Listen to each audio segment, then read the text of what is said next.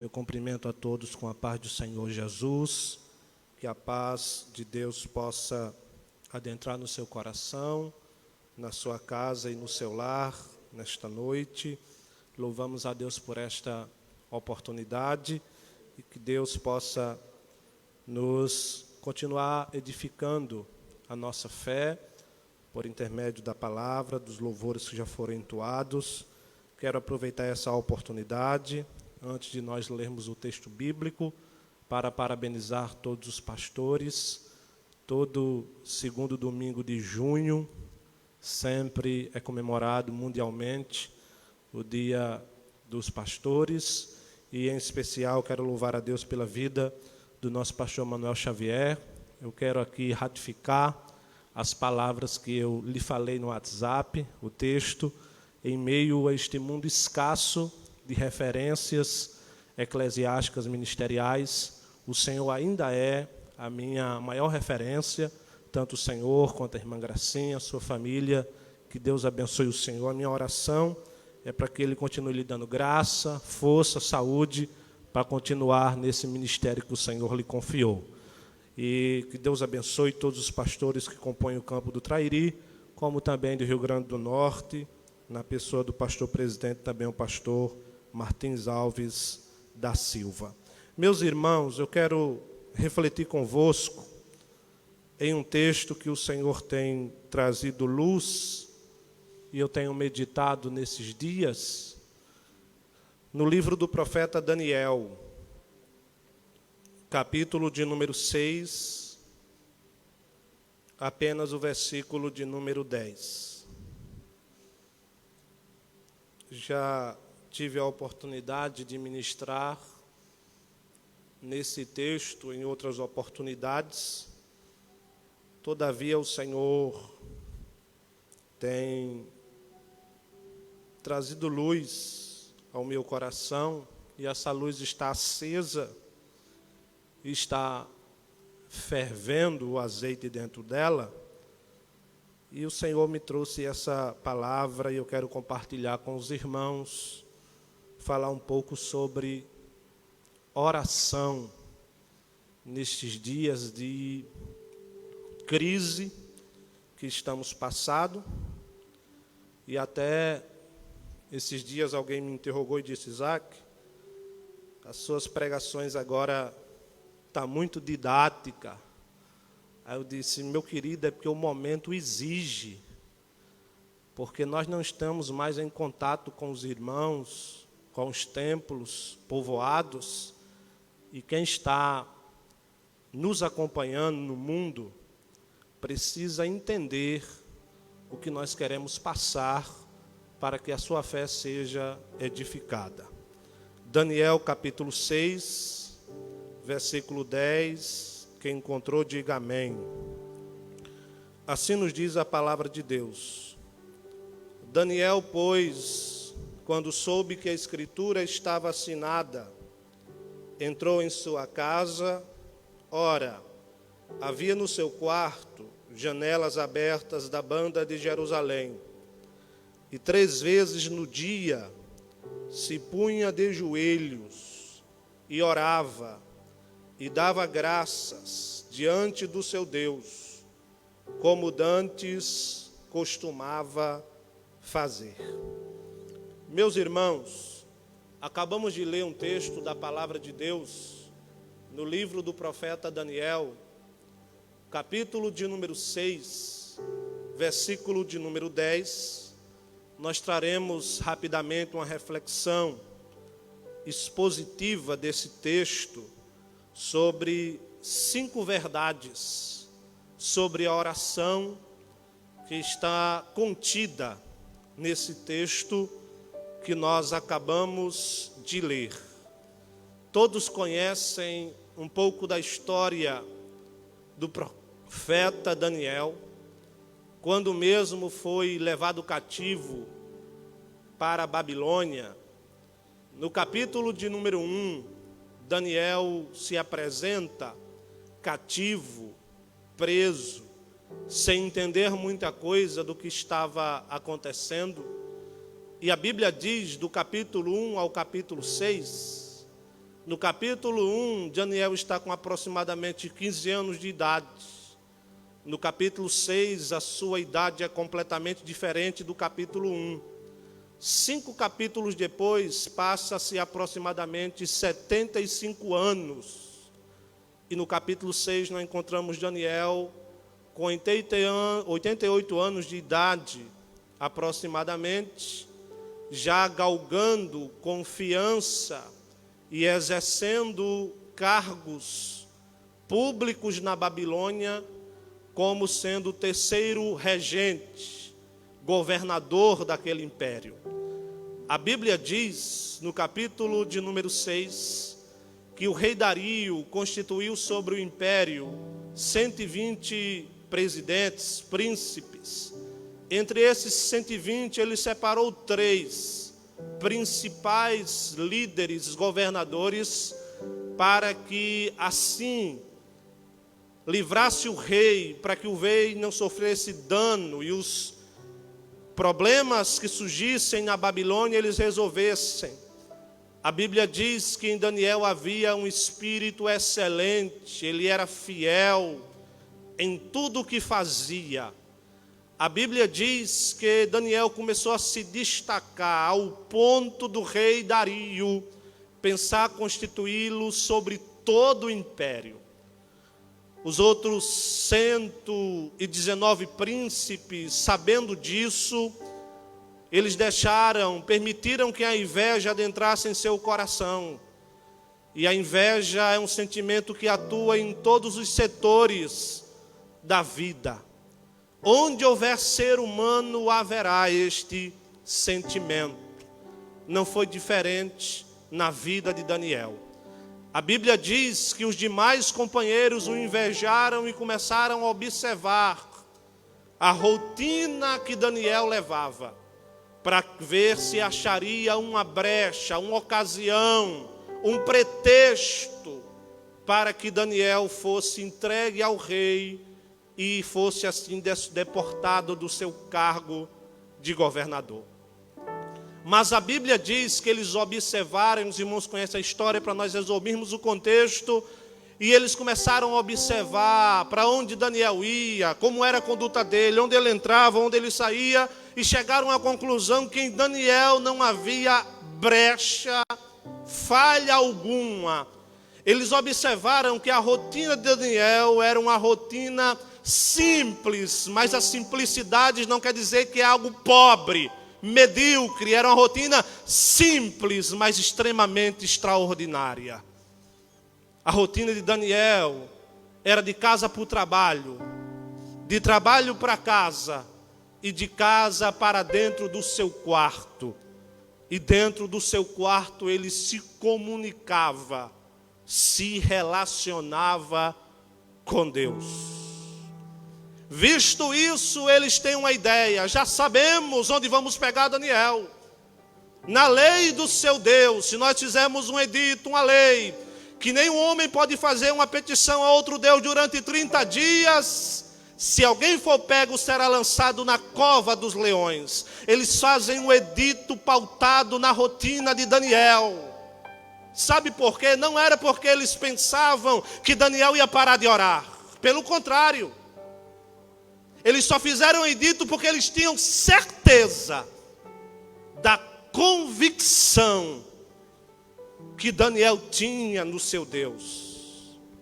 E que esta convicção o levaria para a cova dos leões.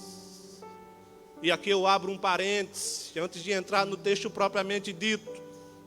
Prepare-se, que as suas convicções podem te levar para a cova dos leões. Prepare-se, que a tua fé pode te levar para dentro da fornalha de fogo. Mas tem um detalhe: a sua fé tem que permanecer intacta, porque o Deus que te levou para lá vai estar contigo em todos os momentos. Assinaram o edito e levaram o rei assinou, e o texto agora diz, para nós ganharmos tempo, a Bíblia diz: e Daniel, quando soube que o edito estava assinado, foi para sua casa, abriu as janelas viradas para Jerusalém, dobrou os seus joelhos e 3 vezes orava e dava graças, como dantes, lá atrás, costumava fazer. Mais uma lição para nós entrarmos aqui. Daniel não passou a orar, irmã Gracinha, por causa do edito assinado. Daniel já orava sob o edito assinado. Daniel não passou a orar por causa da crise. Daniel não passou a orar porque a luta bateu na sua porta.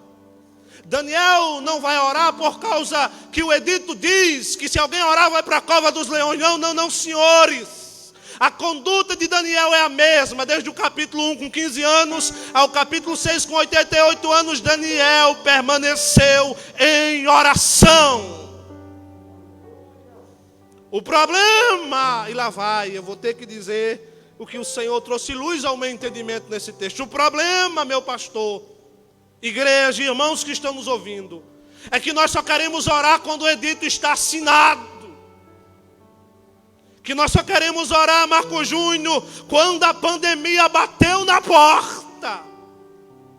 E talvez tem alguns que não têm mais força diante dessa dificuldade que chegou, porque já não tinha essa vida de oração antes. Precisamos orar em todo o tempo. Mas vamos lá. Primeira verdade sobre a oração nesse texto. Daniel, quando soube que a escritura estava assinada, entrou na sua casa e foi para o seu quarto. É revelada a primeira verdade aqui. É revelado aqui o lugar que devemos se refugiar quando o edito está assinado.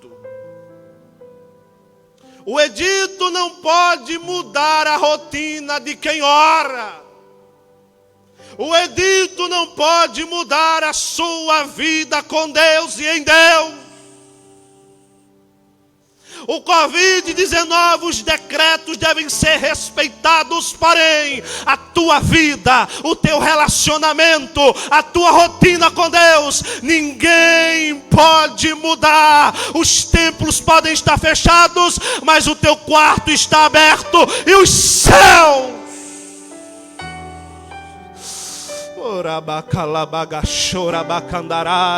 está aberto para lhe ouvir.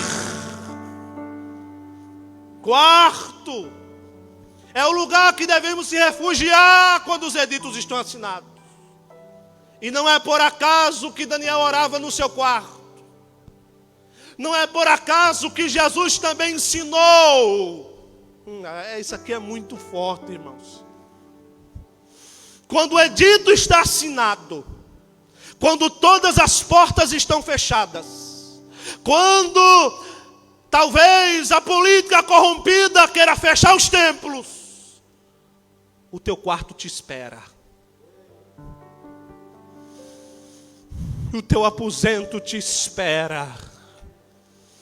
Jesus ensinou sobre o lugar. Mateus 6:6, todo o capítulo 6 de Mateus. Jesus está ensinando sobre a piedade judaica, a vida de piedade prática. Ele ensina: quando vocês forem orar, não seja como os fariseus, os escribas, que vão para uma esquina e começam a gritar em voz alta para dizer que está orando bonito, aparecendo. Esse momento, igreja, não é momento de nós aparecermos, é momento que Jesus ensina: vai para o teu aposento, vai para o teu quarto, dobra teus joelhos, e teu Pai, que vê o que está em secreto, te recompensará publicamente. Quarto da oração. E no quarto da oração, Marco Júnior, lá, o nosso quarto, pelo menos o meu, mas é para ser assim. Pelo menos o nosso quarto é o lugar onde nós desfrutamos das nossas intimidades. Às vezes, o nosso quarto é o que nós temos, onde guardamos o mais precioso. No quarto, por exemplo, de você e da sua esposa, pelo menos nos meus, até hoje, só entra eu ou ela. Porque é lugar de relacionamento. É lugar da sua intimidade. Quando Jesus ensina para nós irmos ao lugar secreto do quarto da oração, Elias, Jesus está dizendo, lar é o lugar que eu me relaciono com você. Lar é o lugar que eu trato com você. Mateus 6:6, a palavra quarto ou aposento, a expressão é tameion. A expressão grega tameion para quarto. Tameion era uma expressão que designava a sala dos depósitos de tesouros de um reino. Quando Jesus usa quarto ou aposento, ou tameion no grego, Jesus estava dizendo, o teu quarto estão depositadas todas as pérolas, segredos, dádivas, ouro, tudo que você imaginar está no teu quarto. Lá eu me revelo a você. Lá você pode se abrir comigo. Lá eu posso lá é tete a tete, face a face. No quarto do relacionamento, meu pastor, ninguém esconde nada. Lá você pode abrir o coração para Ele. Lá você pode dizer onde é as dores. E lá tem duas bênçãos no quarto. Número 1, Jesus diz, teu Pai que vê o que está em secreto. Bênção número 1, os olhos de Deus estão lá. Você quer coisa melhor do que os olhos de Deus sobre você? E aqui vai uma palavra para todos nós. No quarto, no lugar secreto, não tem os olhos de um pastor, não tem os olhos do seu líder, não tem os olhos do seu pai, da sua mãe, do seu parente, mas tem um olho mais precioso que existe. Os olhos de Jeová está lá. Bênção número 2, Ele vai tratar com você em secreto e vai te recompensar em público. Lembra de Davi, capítulo 17 de 1 Samuel? Davi vai até Saul e diz, Saul, eu vou derrotar os gigantes. Quem é este incircunciso? Saul diz, Davi, tu não tens experiência. O homem é de guerra, é treinado desde a sua juventude, então é apenas um moço. Só que Davi disse isso, e aqui é um grande perigo. A gente julgar as experiências dos outros, pautado na nossa, é um perigo muito grande de você se decepcionar. Foi o que aconteceu com Saul. Saul julgou Davi pela idade, talvez pelo tamanho e etc. Só que não sabia que Davi já tinha tido experiência no secreto. Davi disse, meu Senhor, o teu servo estava lá no deserto cuidando das ovelhas do seu pai. Via um urso, via um leão, ninguém viu, mas eu matei o urso e o leão, porque no lugar secreto você mata urso, mata leão, e Deus se relaciona contigo. Lugar secreto é lugar de experiência, lugar secreto é lugar de relacionamento, mas tem um detalhe, chega um dia que as tuas experiências no secreto vai servir para você derrubar gigante em público. Aleluia. Você pode levantar a mão e dar glória a Deus. Os que estão no templo, as experiências no secreto irão um dia te honrar em público. E Davi foi e derrotou Golias e foi honrado em público. E todo Israel disse, se levantou um grande guerreiro entre nós. Lugar secreto é a primeira verdade sobre a oração. Nosso quarto, quando o edito está assinado. Segunda, a Bíblia diz que ele foi para casa, foi para o quarto. Aí está entre parênteses esse texto que eu vou citar agora. Entre parênteses está assim, ora, havia janelas abertas para a banda de Jerusalém. Segunda verdade sobre a oração de Daniel. Janelas, e eu já vi muito nosso pastor pregando isso no culto de doutrina, e é verdade, é bíblico. Janelas na Bíblia fala de sentimento, fala da alma humana, fala do que ele está sentindo. Janelas abertas para a banda de Jerusalém. Talvez você nunca parou para pensar porque esse texto diz isso. Sabe por quê? Todas as vezes que Daniel ia ao seu quarto orar, ele abria as janelas, virava para Jerusalém. Jerusalém ficava no sul, Daniel estava no norte, na Babilônia. Quando ele abre as janelas para o sul, que é Jerusalém, sabe o que Daniel estava querendo nos dizer? A minha oração é pensando em Jerusalém. Eu oro sentindo Jerusalém. Eu tenho saudades de Jerusalém. Eu estou na Babilônia, mas o meu pensamento está em Jerusalém. Eu estou em Babilônia, mas estou com saudade do meu pai. Eu estou na Babilônia, mas estou com saudade de Jerusalém. Daniel estava ensinando para nós: eu estou passando por este mundo sofrível, mas eu não sou daqui, eu sou de Jerusalém. Daniel estava na terra, mas o seu sentimento era no céu. Nós estamos aqui, irmãos, mas entenda, somos de lá. Estamos na Babilônia, no Egito, como queira entender, no Mar Bravio, mas não somos daqui. A nossa esperança está no céu. Quem está presente aqui, levante a mão, por favor. Eu sei que não tem muita gente aqui no templo, não, mas sinta a presença de Deus. Devemos pensar no céu. A terra é boa, mas o céu é infinitamente melhor. Devemos orar pensando no céu. Infelizmente, para nossa tristeza, às vezes o nosso coração é um coração pedinte demais das coisas daqui.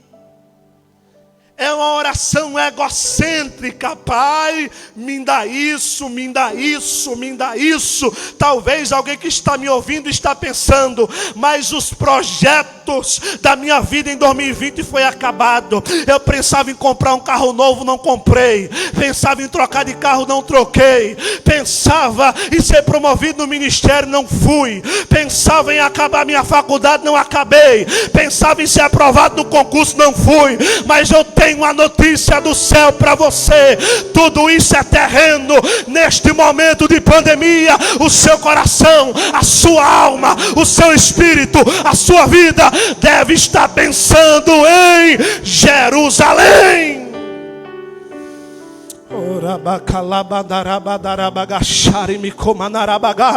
Estamos aqui, mas somos de lá. E se vocês já pararam para pensar? Já vou concluir. E se esse momento não passar? E se Jesus quiser voltar, pastor Jailson? Que tem gente já programando o dia de amanhã. Tem gente programando já o próximo ano. E se não chegar?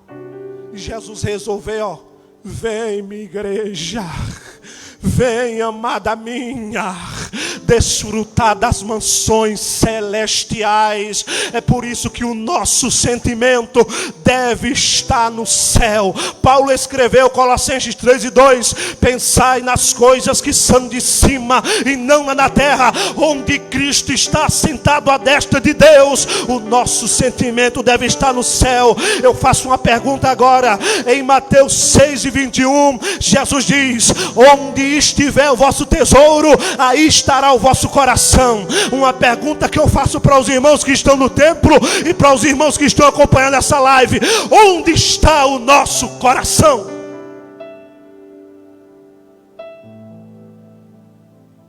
No céu ou na terra? Onde estiver o vosso tesouro, aí estará o vosso coração. As nossas janelas, o nosso sentimento deve estar anseiando pela Nova Jerusalém. deve estar. Quando você dobrar os seus joelhos hoje, onde você estiver, ou em pé, ou sentado, você deve orar pensando: Jesus, eu estou aqui, mas a qualquer momento eu posso ouvir a trombeta tocar. Jesus, eu estou aqui, mas a qualquer momento o Senhor pode me arrebatar. Jesus, eu estou aqui, mas me prepara, me santifica, me purifica. Oh, irmãos, é pensar no céu em todo momento. Sentimento. Terceiro. Primeiro lugar, quarto. Segundo sentimento, portas viradas para Jerusalém. Terceiro, depois das portas viradas para Jerusalém, a Bíblia diz assim, meu pastor: e 3 vezes ao dia se punha de joelhos. Aparece agora, irmãos, o tempo que Daniel dedicava à oração. O tempo que ele se aplicava à oração. Quantas vezes? 3. Por que 3 vezes? Os judeus geralmente param as suas atividades durante o dia a dia 3 vezes para falar com Deus. Isso está no Salmo 55, verso 17. O salmista diz: de manhã, de tarde e ao anoitecer, orarei ao meu Deus, e Ele me ouvirá. O tempo que Daniel aplicava em oração fala, sabe do que para a nossa vida? Fala do tempo, Elias, que devemos dedicar à oração. Fala do tempo que devemos se debruçar na oração. 3 vezes ao dia fala do tempo que eu devo dedicar a Deus em oração. Isso fala de oração constante, oração contínua. Para Daniel, me permita dizer isso, não é descodificando do tema do culto ou de momentos de oração, mas para Daniel, a vida dele não estava pautada em culto de oração, em momentos de oração. Daniel tinha uma vida de oração. Isso fala de vida de oração, Henrique. Porque tem pessoas, infelizmente, que só oram quando estão no chamado momento de oração. Culto de... se não fosse culto de oração, irmão, muita gente já tinha morrido. Porque só depende do culto da oração. Eu tenho que falar, Jesus, vai aguentando aí, irmãos. Tem pessoas, irmãos, que nesse tempo de pandemia, que as restrições ao templo está difícil, que estão passando pelo deserto mais áridos, porque só consegue orar no templo. Mas Jesus está dizendo essa noite: levanta teu ânimo, dobra teus joelhos em casa, chama a tua família para o banquete e se relaciona com Deus. Aleluia. Tenha uma vida de oração. Vida de oração. Efésios 5,18, Paulo diz: orando em todo tempo, com toda oração e súplica no Espírito. Para Paulo não existiam os tais momentos de oração. Para Paulo o que existia era a vida, altar de oração. Para Paulo, tudo que ele fosse fazer, ele orava. Ao viajar, oro. Ao chegar em casa, oro. Ao fazer refeição, oro. A ir dormir, oro. Ao acordar, oro. Ao tomar uma decisão, oro. Paulo não mexia um passo sem perguntar para papai. E ele, em Tessalônica 5,18, ele diz: orai sem cessar. Ou seja, devemos ter uma vida de oração. Amém, irmãos? Vida de oração. 3 vezes ao dia. Quarta verdade: 3 vezes ao dia se punha de joelhos. Agora aparece a posição que Daniel orava. Ele orava de quê, irmãos? De joelhos. Já vimos a primeira verdade, o nosso quarto. Já vimos a segunda verdade, o sentimento, Jerusalém. Já vimos a terceira verdade, a quantidade, tempo dedicado à oração, 3 vezes. E agora aparece o quarto item. Ele orava de joelhos.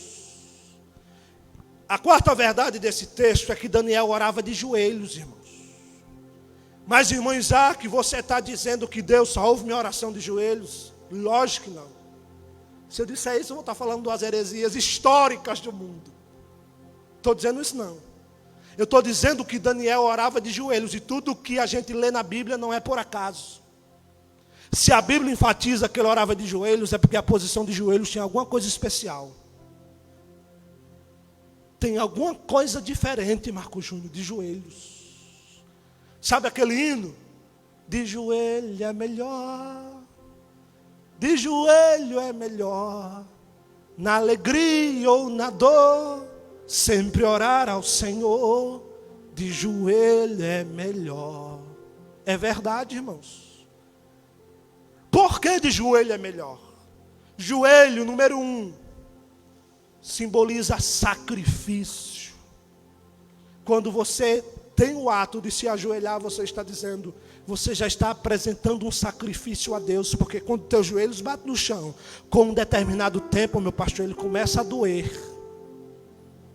É por isso que os irmãos mais antigos na fé têm marcas. Eu ainda não tenho não, um dia eu pretendo ter, mas os irmãos mais antigos têm marcas. Isso é sacrifício. Segunda coisa que os joelhos representam, além do sacrifício, representa rendição, entrega, humilhação. Quando nós dobramos os nossos joelhos, nós estamos, irmã Thaíris, humilhados diante de Deus, rendidos, entregue completamente na mão dele. Sabe o que de joelhos quer falar para nós essa verdade? Orar é uma entrega total, é uma entrega completa, é se entregar de corpo, alma e espírito àquele que está a lhe ouvir. Escute, você que está na live, se entregue a Jesus essa noite completamente, se renda diante dele. Rendição é dependência total. Dependência total é, eu não posso, mas tu podes. Eu não tenho, mas tu tens. Eu não consigo, mas o Senhor consegue por mim. Eu não tenho mais força, mas tu és a minha força. Rendição é aquilo que Jesus disse: sem mim nada podeis fazer. Quando você se ajoelha, você está dizendo, estou rendido diante de ti. Talvez não, tenho certeza. Esse momento que o mundo, já estou caminhando para finalizar, que o mundo está passando, eu creio que Deus está olhando para nós como igreja e dizendo, quero ver minha igreja rendida. Quero ver minha igreja completamente entregue nas minhas mãos. Quero ver mesmo se a vida dele está entregue nas minhas mãos ou se está entregue naquilo que ouve. Eu quero ver se realmente a confiança dele está em mim ou está naquilo que o noticiário traz.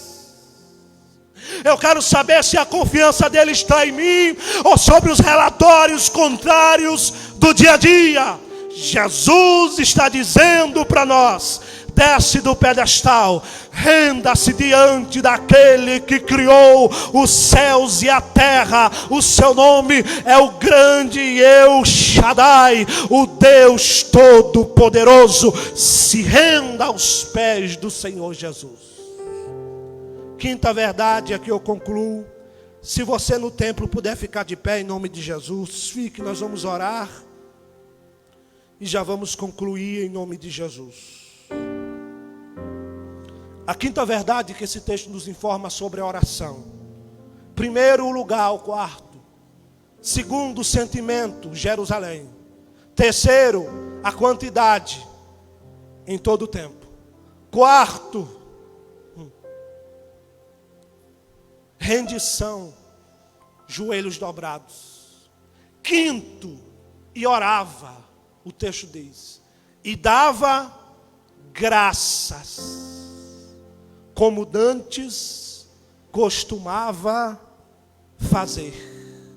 A quinta verdade sobre a oração nesse texto é que a oração, se o irmão Marco Júnior puder preparar aquele hino que ele cantou sobre gratidão, a quinta verdade desse texto é que Daniel, a Bíblia diz que ele orava e dava graças, como dantes costumava fazer. A quinta verdade sobre a oração é gratidão. Daniel orava agradecendo, irmã Gracinha. Ele não saía, meu pastor, da presença de Deus sem agradecer pelos benefícios recebidos. Dava graça.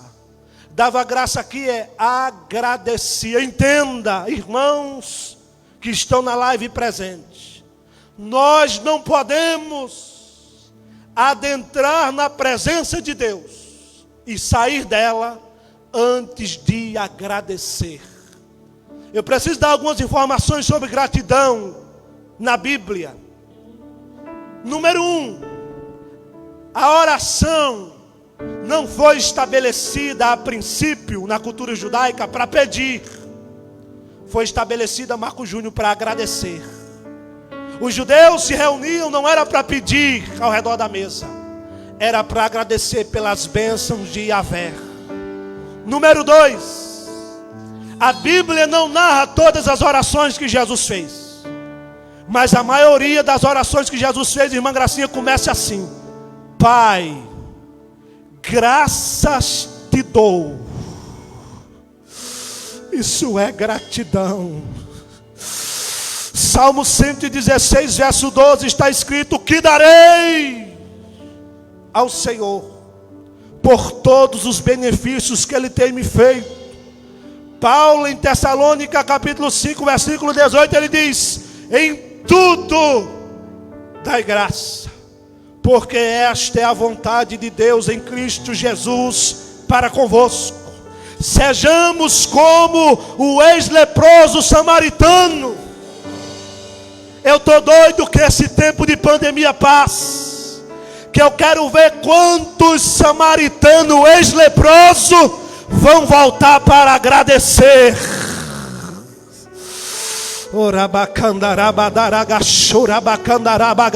Porque só volta para agradecer quem reconhece o benefício recebido, o milagre feito na sua vida.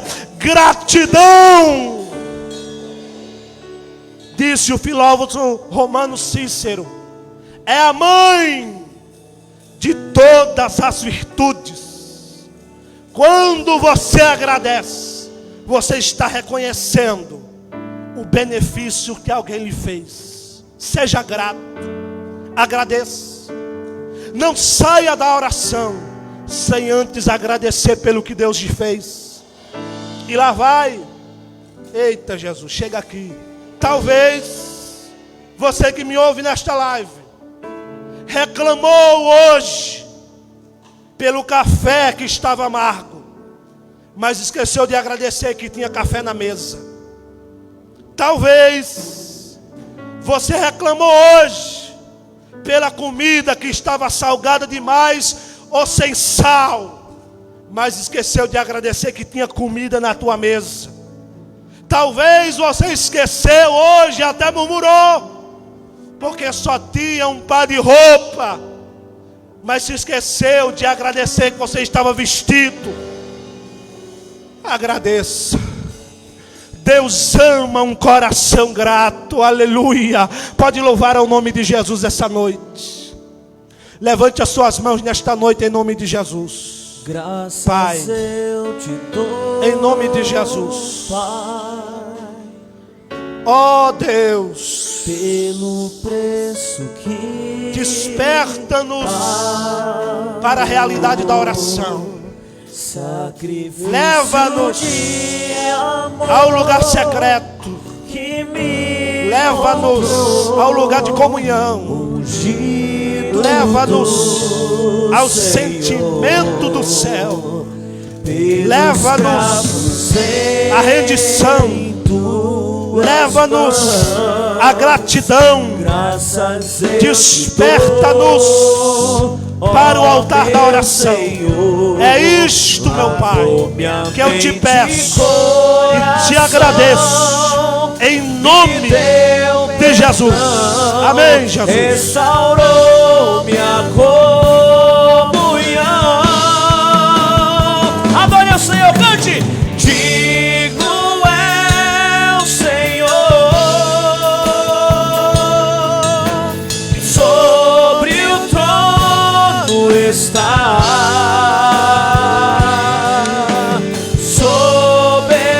soberano Criador, vou sempre te adorar. Elevo minhas mãos ao Cristo que venceu, Cordeiro de Deus morreu por mim,